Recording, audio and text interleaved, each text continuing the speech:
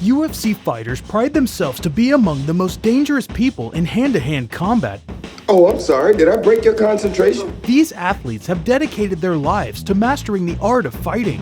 Most of the MMA practitioners have spent years and years training in various forms of martial arts to become effective in every single facet of combat. There is no doubt. Mixed martial artists are some of the most skilled combatants on the planet, but when it comes to the fiercest warriors on the planet, that's an entirely different conversation altogether. The United States Marines are an elite fighting force with the courage to engage in every battle. To enter the unit, the men and women who enlist must undergo 13 hellish weeks of boot camp, followed by 3 weeks of attending either the School of Infantry or Marine Combat Training, as well as a special martial arts program. This rigorous training regimen turns them into a living and breathing weapon once they enter the force. The Marine Corps Martial Arts Program, MCMAP, prepares Marines for hand-to-hand and close-quarter combat in case they find themselves unarmed during a mission. The program utilizes several fighting styles, including Jiu-Jitsu, Taekwondo, and Krav Maga. Not only that, these soldiers are literally some of the most lethal individuals on the planet. After all, they are trained to protect and save lives as well as take them if necessary. Without question, the United States Marine Corps are known to be some of the world's best fighting machines. But how would they fare against the world's toughest competitors in the UFC? Well, you can stop wondering. There's plenty of online documentation to give us an idea of what would happen if some of the best cage fighters go head-to-head with the elite servicemen. But before we get into it, it's important to distinguish the major differences between the fighting styles of the UFC fighters and the US Marines.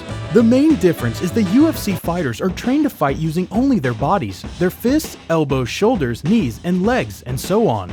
On the flip side, the Marines are trained to fight while carrying weapons. Naturally, their fighting style focuses on how they can effectively incorporate their equipment, rifles, pistols, knives, and batons, in hand-to-hand and close-quarter combat.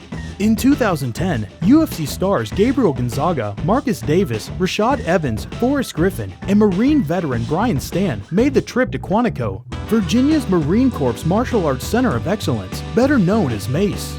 To determine how they would fare in a life-or-death situation, head-to-head battles between the UFC fighters and Marines were simulated, and it wasn't even close.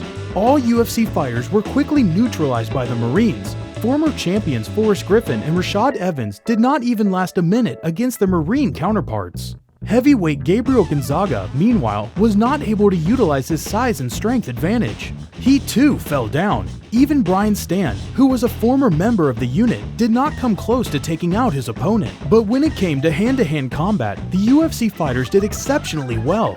The fighters even taught the soldiers a thing or two when it came to some martial arts techniques. In a different video, retired UFC welterweight star Josh Koscheck was seen out grappling and tapping out a young serviceman. In a straight-up fight, UFC fighters more than held their own against the soldiers. Now you might be wondering, how would a Marine fare inside the UFC octagon? Look no further than Brian Stann. The ex-military man retired with an exceptional MMA career when all was said and done. Although he never competed for the UFC title, Stann boasts notable wins under his belt, including wins against middleweight standouts Chris Leben and Alessio Sakura. All things considered, it wouldn't be controversial at all to believe that US Marines could do remarkably well in the UFC. In conclusion, it's reasonable to assume that most UFC fighters could beat Marines in hand-to-hand combat, but in life-and-death situation, under punishing conditions where weapons are involved and everything goes, a US Marine handily wins the battle.